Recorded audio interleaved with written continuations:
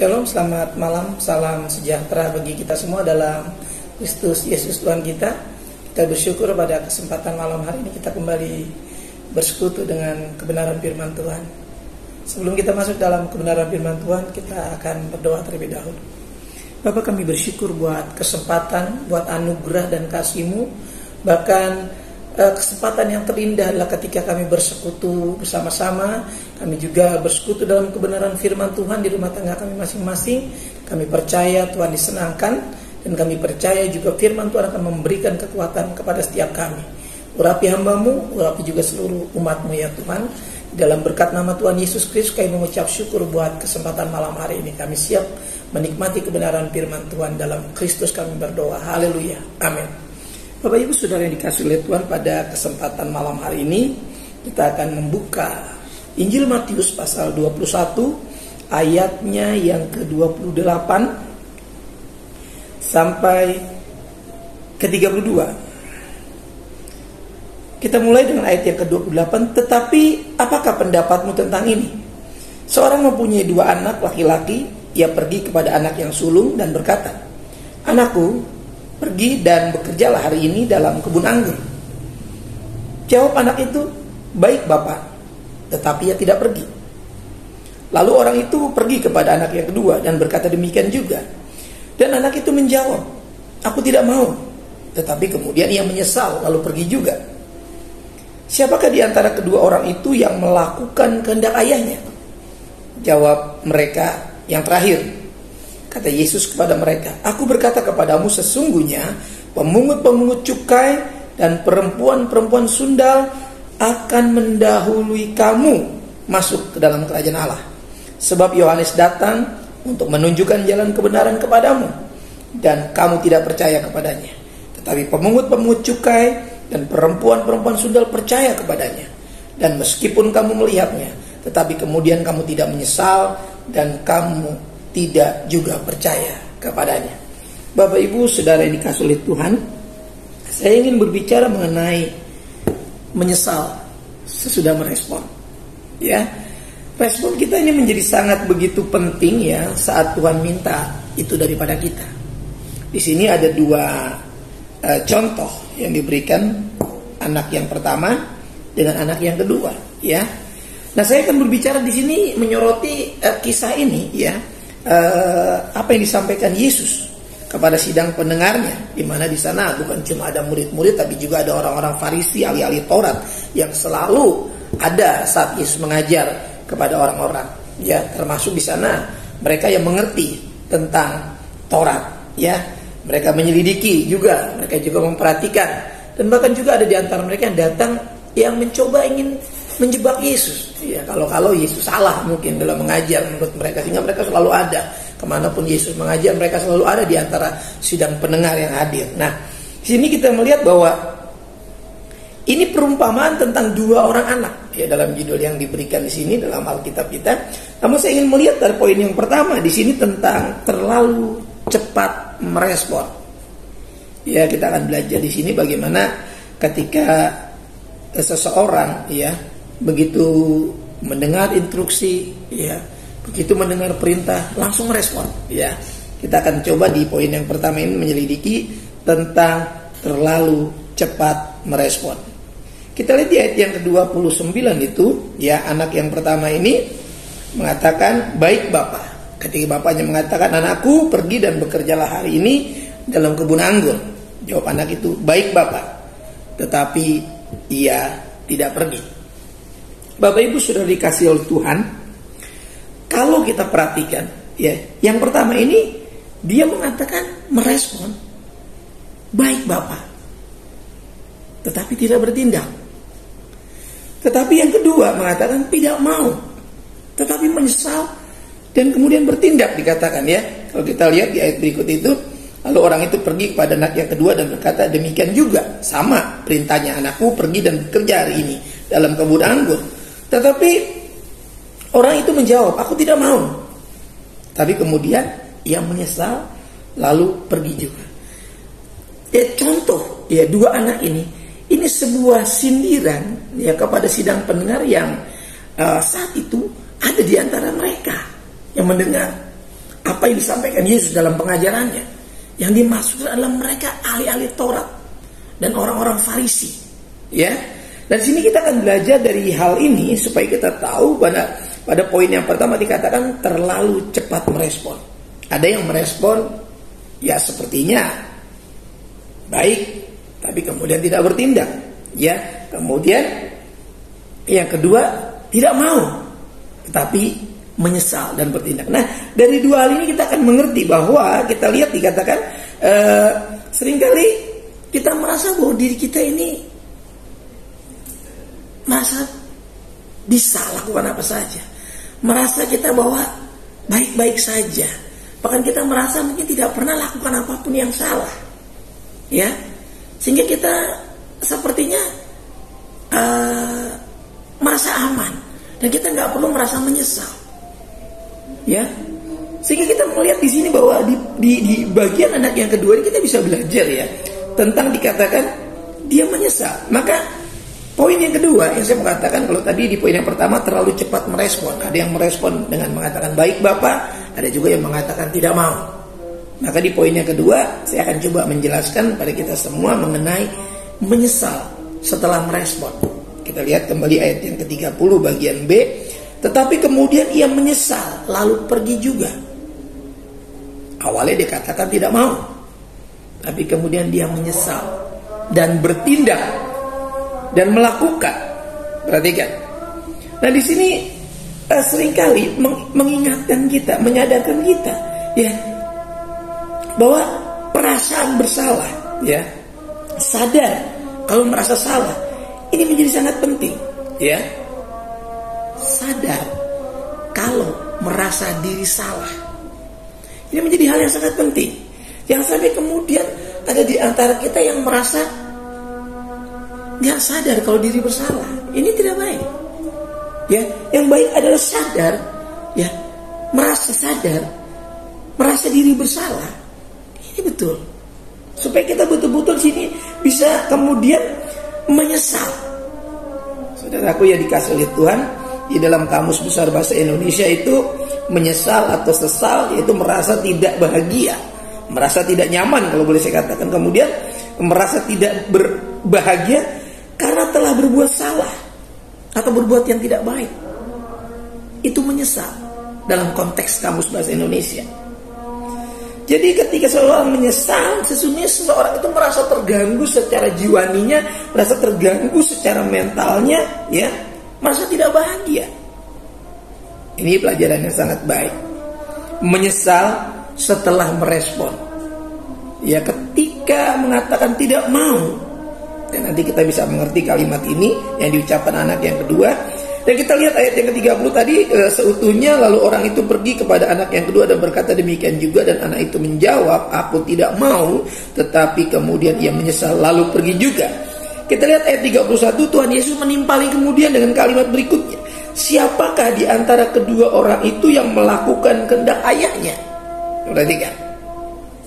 Jawab mereka yang terakhir. Pilihan sidang pendengarnya. Perhatikan. Ini yang menjawab siapa kira-kira? Nanti kan Yesus menimpali terus dengan kalimat berikutnya. Ya. Jawab mereka yang terakhir. Kata Yesus kepada mereka. Perhatikan, Yesus menimpali lagi. Apa jawaban itu? Kita perhatikan. Ya, ayat yang ke-31, siapakah di antara kedua orang itu yang melakukan kehendak ayahnya? Jawab mereka yang terakhir. Kata Yesus kepada mereka, aku berkata kepadamu sesungguhnya, perhatikan, pemungut-pemungut cukai dan perempuan-perempuan sundal akan mendahului kamu masuk ke dalam kerajaan surga. Wow, sangat mengejutkan. Ya, perhatikan ayat 32, sebab Yohanes datang untuk menunjukkan jalan kebenaran kepadamu dan kamu tidak percaya kepadanya. Tetapi pemungut-pemungut cukai dan perempuan-perempuan sundal percaya kepadanya. Dan meskipun kamu melihat, perhatikan kembali lagi, tetapi kemudian kamu tidak menyesal dan kamu juga tidak juga percaya kepadanya. Maksudnya kepada pemberitaan Yohanes tentang Yesus yang adalah jalan kebenaran. Perhatikan. Ya, jadi yang terakhir ini akan menjadi lebih dulu, ya, atau mendahului masuk surga. Perhatikan. Orang-orang, ya, yang dikelompokkan pada masa orang-orang berdosa. Yesus katakan, justru mereka yang akan mendahului kamu masuk ke dalam kerajaan surga. Ya, pilihan pendengar waktu itu langsung menunjuk yang terakhir, anak yang kedua. Dia mengatakan tidak mau, tetapi menyesal dan bertindak juga. Kalimat ini kalimat sindiran, ya. Perumpamaan sindiran kepada ahli-ahli Taurat dan orang Farisi yang merasa dirinya benar, merasa dirinya tidak berbuat salah, merasa dirinya tidak pernah melakukan kejahatan, ya, merasa dirinya paling baik. Ayat yang ke-30 di pasal yang ke-19 Injil Matius. Tetapi banyak orang yang terdahulu akan menjadi yang terakhir, dan yang terakhir akan menjadi yang terdahulu. Ya, itu pernah diucapkan Yesus di pasal 19 Injil Matius ayat yang ke-30, ya. Kita lihat ayat yang ke-32 tadi. Balik lagi dalam Injil Matius 21 ayat yang ke-32. Tetapi sebab Yohanes datang untuk menunjukkan jalan kebenaran dan kamu tidak percaya kepadanya. Tetapi pemungut cukai dan perempuan-perempuan sundal percaya kepadanya. Dan meskipun kamu melihat, tapi kemudian kamu tidak menyesal dan kamu tidak juga percaya kepadanya. Yesus mengatakan bahwa kamu itu ada di posisi anak yang pertama, ya, yang mengatakan baik Bapa, tapi tidak bertindak. Langsung Yesus mengarah ke sana. Kita melihat, ya, Yesus ini jalan kebenaran, ya, Yesus ini jalan kebenaran, ya. Jadi setiap orang ini harus yakin ini. Orang-orang percaya harus yakin bahwa Yesus adalah jalan kebenaran yang harus dipercayai, ya. Yang adalah jalan untuk hidup yang benar bagi mereka yang merasa jalan yang tidak benar. Mereka yang merasa jalan yang tidak benar harus berjalan di jalan yang benar, yang dikatakan Yohanes, ya, dia adalah jalan yang dikatakan Yohanes. Dia menunjukkan jalan kebenaran, yaitu Yesus. Tapi orang-orang Farisi tidak percaya. Perhatikan. Dan di sini menunjukkan kepada untuk percaya memang butuh rasa menyesal. Menyesal itu bertobat, ya. Perhatikan. Jadi seringkali orang kepingin percaya, ya, tapi nggak disertai dengan rasa menyesal atau bertobat. Merasa diri telah banyak lakukan kesalahan. Pemungut cukai, perempuan-perempuan sundal itu merasa dirinya sudah banyak lakukan kesalahan dan dia menyesal. Sehingga dia percaya kalau ada jalan yang buat dia bisa kembali ke dalam sebuah kehidupan yang dikehendaki Tuhan. Dia mengapa tidak? Makanya dia percaya kepada pemberitaan Yohanes tentang Yesus. Dia sebagai Mesias. Dia jalan kebenaran yang memang benar-benar akan memberikan kebenaran kepada setiap orang. Jadi butuh penyesalan. Penyesalan apa? Penyesalan akan segala jalan kehidupan yang salah selama ini. Itu yang disebut dengan bertobat. Maka bertobat ini menjadi sebuah syarat yang sangat mutlak bagi seorang percaya. Percaya tanpa bertobat tidak akan berarti apa-apa. Orang percaya itu harus diawali dengan rasa menyesal dan bertobat. Ya, menyesal lalu kembali ke jalan yang benar. Ya, baru bisa mempercayai Tuhan secara utuh. Kalau tidak, ya percaya cuma sekedar percaya. Siapa sih? Alkitab mengatakan setan pun percaya, tapi mereka tidak gemetar. Ya. Tapi mereka tidak tunduk, tidak taat. Ya. Saudaraku, kalau kita hidup di dalam Tuhan, ya, kita harus punya rasa takut dan gentar akan Tuhan. Sehingga kita sangat berhati-hati sekali dengan kehidupan ini. Ya. Menyesal setelah merespon, ya, itu penting. Artinya apa? Ya, ketika kita bertindak dalam kehidupan kita sebagai orang percaya, sudah dipastikan kehidupan kita mengakui Tuhan Yesus sebagai Tuhan dalam diri kita, dan kita berani meninggalkan, berani berkata tidak terhadap setiap kuasa apapun, setiap kuasa dosa apapun, sekecil apapun yang coba menguasai kita kembali. Tidak ada di antara kita. Alkitab mengatakan semua orang telah berbuat dosa, telah kehilangan kemuliaan Allah. Itu masa lalu. Tapi setelah kita percaya bahwa dosa kita yang banyak itu, kata firman Allah, sudah dihapuskan, maka mulailah hidup di dalam kebenaran, ya, di jalan kebenaran. Berbeda dengan jalan-jalan yang kita lalui secara tidak benar. Itu berbeda. Maka jalan yang benar adalah jalan yang harus dijalani oleh orang-orang yang tadinya hidupnya merasa tidak benar. Dia harus berjalan di jalan yang benar, sehingga yang tidak benar itu kemudian tidak boleh lagi, ya, dijalani. Tapi yang harus dijalani sebagai orang percaya itu menyesal. Menyesal atau bertobat berarti tidak menjalani lagi. Nah, ini penting sekali untuk kita pahami, ya. Jadi kita percaya butuh, ya, kita percaya pada kita butuh selalu rasa menyesal. Jangan sampai kita sudah melakukan kesalahan, kita merasa tidak bersalah, sehingga kemudian kita menjalani hidup secara kita, bukan secara firman Allah, bukan secara Yesus. Kenapa mereka disindir seperti Yesus seperti itu? Ya, perhatikan orang-orang pemungut cukai, orang-orang berdosa, perempuan Sunda, mereka menyesal. Ya, mereka menyesal. Lalu mereka memperbaiki diri. Mereka butuh Tuhan untuk membenarkan mereka. Ya, kita lihat di dalam Lukas pasal yang ke-15. Lukas pasal 15 ayat yang ke-7. Aku berkata kepadamu, demikian juga akan ada sukacita di sorga karena satu orang berdosa yang bertobat, lebih daripada sukacita karena 99 orang benar yang tidak memerlukan pertobatan. Bayangkan, Yesus katakan 99 orang benar yang tidak memerlukan pertobatan. Makanya selalu saya katakan, walaupun kita sudah menjadi orang percaya, kita masih berbuat dosa. Mungkin kita tidak berbuat ini dan itu, tapi kita berkata-kata salah, berpikir salah, berangan-angan salah. Maka kita selalu harus minta pengampunan. Setiap kita mau berdoa, kenapa kita bilang ampuni saya? Karena kita merasa nggak benar sebetulnya. Setiap hari kita lakukan kesalahan. Sekarang hampir setiap kita berdoa, kita bilang, Tuhan ampuni kami, suci dan kuduskan. Kan kita selalu berdoa begitu. Baru kita berdoa bla bla bla dan seterusnya. Kenapa? Ini firman Allah, ini Alkitabiah. Ya, karena kita nggak mau menjadi 99 orang yang tidak memerlukan kebenaran. Ya, tidak memerlukan pertobatan, merasa benar. Tuhan nggak mau seperti itu. Ya, sukacita karena satu orang yang berdosa bertobat. Bayangin, saya mau kasih tahu perbandingan sukacita ini jauh sekali satu orang dengan 99. Jadi Tuhan sangat menghormati kalau kita bertobat dan menyesal. Ya, kalau telah melakukan sebuah kesalahan, sehingga kita harus kembali kepada jalan kebenaran yang diberitakan Yohanes, bahwa Yesus adalah jalan kebenaran yang diberitakan Yohanes. Yohanes katakan, aku bukan dia. Ya, akan melepas tali kasutnya pun tidak layak. Ya, tapi Yesus katakan supaya genap segala apa yang difirmankan para nabi. Ya, lalu Yohanes melakukan itu, membaptis Yesus. Ya, perhatikan, jadi Yesus tidak membaptis dirinya sendiri. Walaupun dia ada kuasa dalam dirinya sebagai utusan Tuhan, sebagai pribadi, dia juga sebagai Tuhan bagi yang percaya. Tapi dia harus melakukan bahwa Mesias lahir sebagai anak manusia dari keturunan Daud. Jadi itu harus diikuti semua nubuatan itu. Yesus sangat taat, ya. Dia nggak mentang-mentang.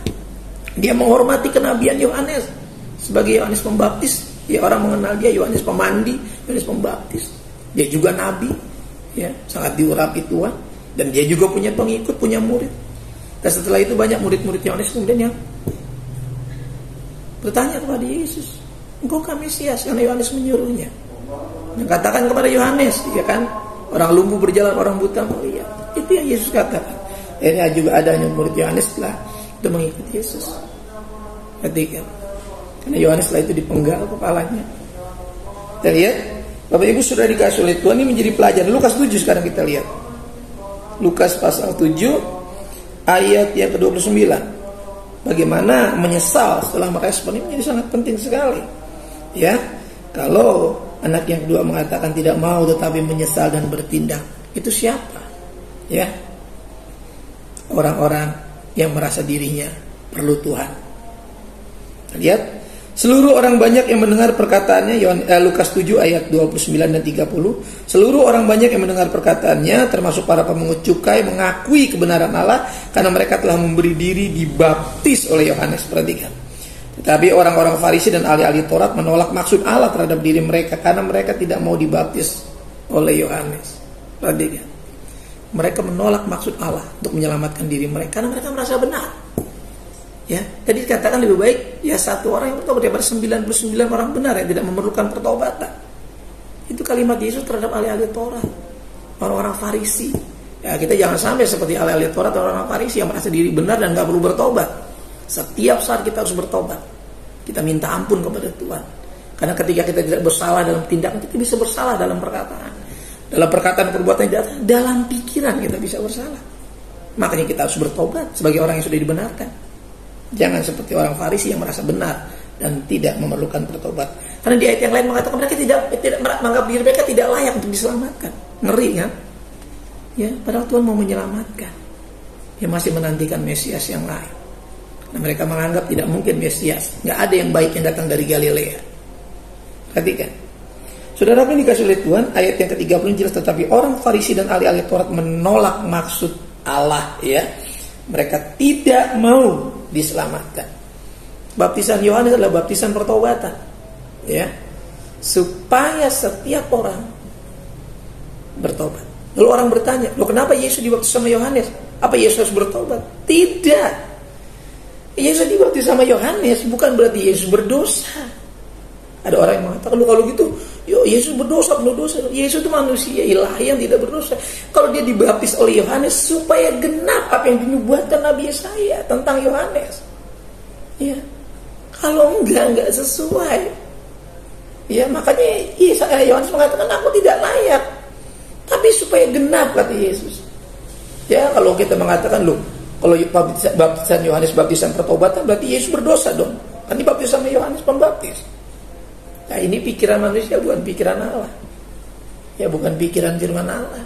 Itu pikiran sendiri. Itu pertanyaan dari daging kita.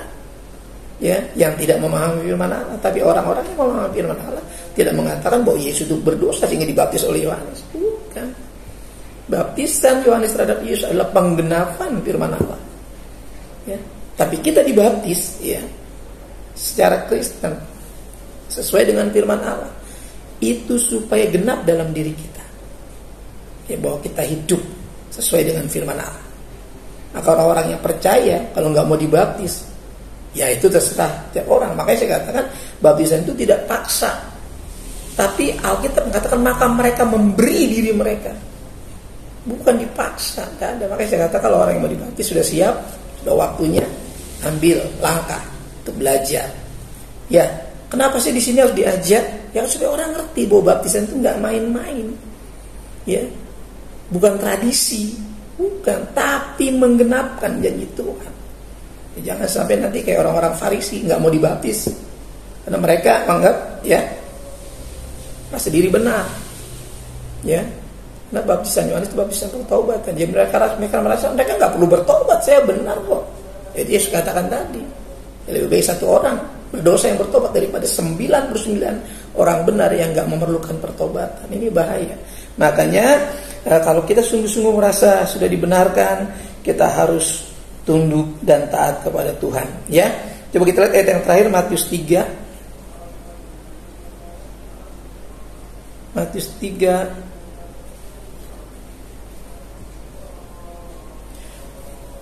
Aku membaptis kamu dengan air sebagai tanda pertobatan. Perhatikan.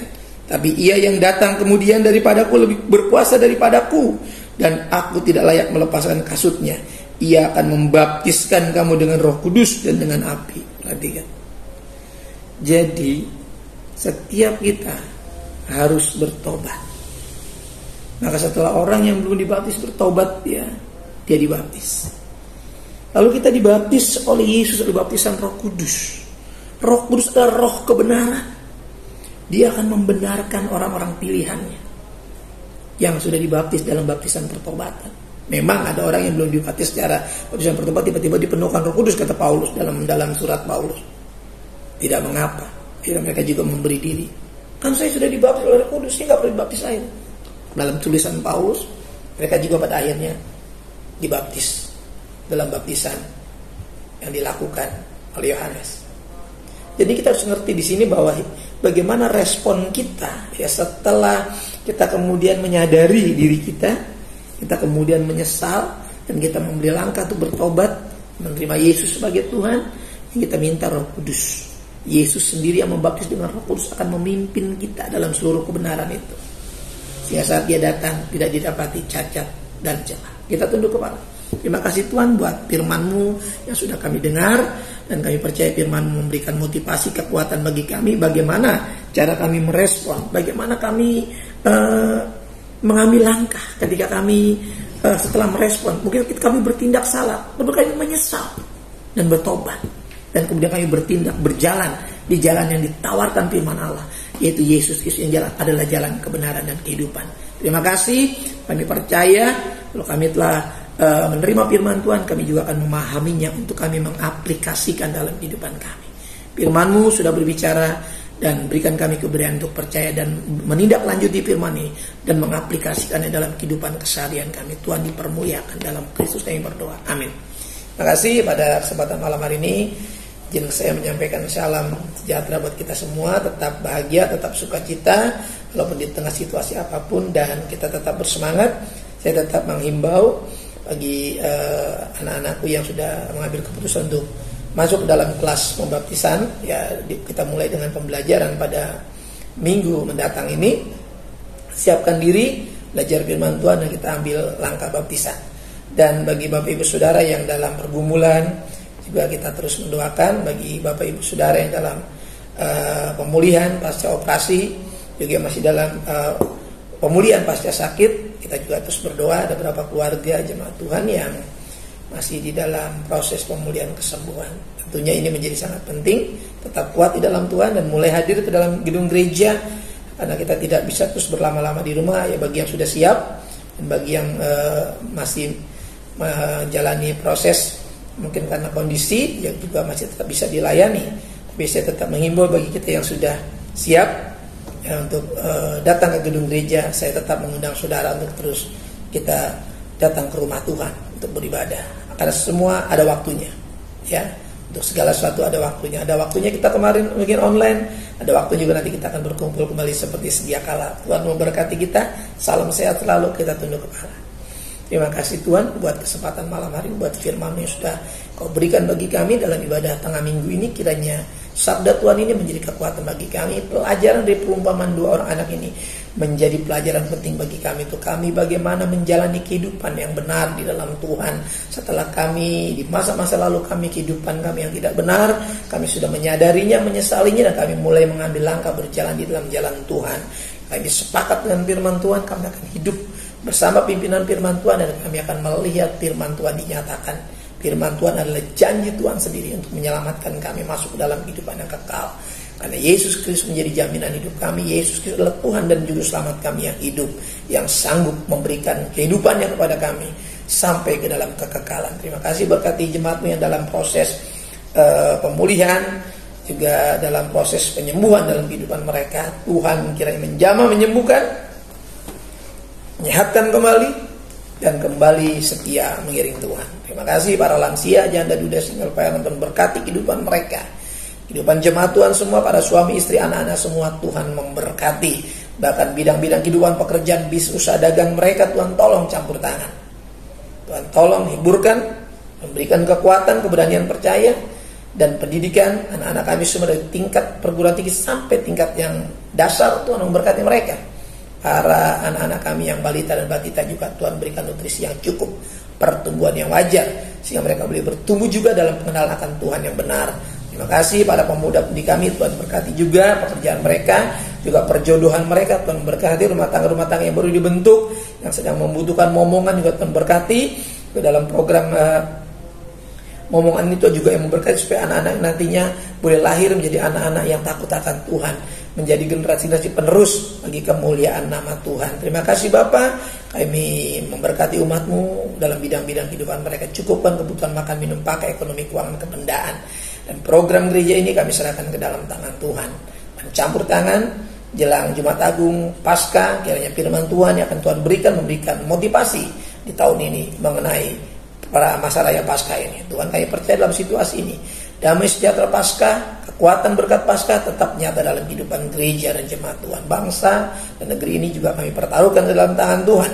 Pemimpin-pemimpin kami di bangsa ini, pemimpin-pemimpin kami di organisasi kerohanian kami, gereja kami, juga Tuhan yang memberkati, sejahterakan bangsa kami, sejahterakan kota kami, karena kesejahteraan bangsa, kesejahteraan kota adalah kesejahteraan kami. Program-program dalam penanganan masalah di bangsa ini juga Tuhan campur tangan, agar negara kami tetap menjadi negara yang adil, makmur, cukup sandang pangan, keamanan di mana-mana, dan Injil Tuhan tetap bebas diberitakan, nama Tuhan Yesus dipermuliakan. Sebentar kami akan berpisah melalui media ini. Persembahan-persembahan yang kami kumpulkan senantiasa boleh mempermuliakan nama Tuhan, karena itu lahir dari hati yang mengasihi, lahir dari hati yang sudah diselamatkan, lahir dari hati yang rela dan mengasihi Tuhan dalam pekerjaan Tuhan. Kami percaya Tuhan memperhitungkannya sebagai sebuah kebenaran. Diberkatilah umatmu, apa yang mereka taburkan, suci dan kuduskan. Terima kasih. Sebentar kami akan masuk ke kawal malam ini dan kami akan melewatinya. Berikan kami kekuatan, kesehatan, umur panjang, dan berkat-berkat yang sudah diperbarui oleh Tuhan. Sidang jemaat, ibadah pertengahan minggu yang dikasih oleh Tuhan, buka kedua belah telapak tanganmu, arahkan hatimu kepada berkat Tuhan. Turunlah kiranya anugerah damai sejahtera dari Bapa kita yang di sorga, kasih sayang kecintaan dari pengantara yang hidup Tuhan Yesus Kristus, persekutuan keintiman Roh Kudusnya menyertai saya, menyertai saudaraku sekalian yang mulia malam hari ini sampai fajar Maranatha, menjemput kita di awan-awan yang permai dalam berkat nama Tuhan Yesus Kristus. Kita yang menerima berkat Tuhan sama-sama katakan amin. Tuhan memberkati kita. Shalom.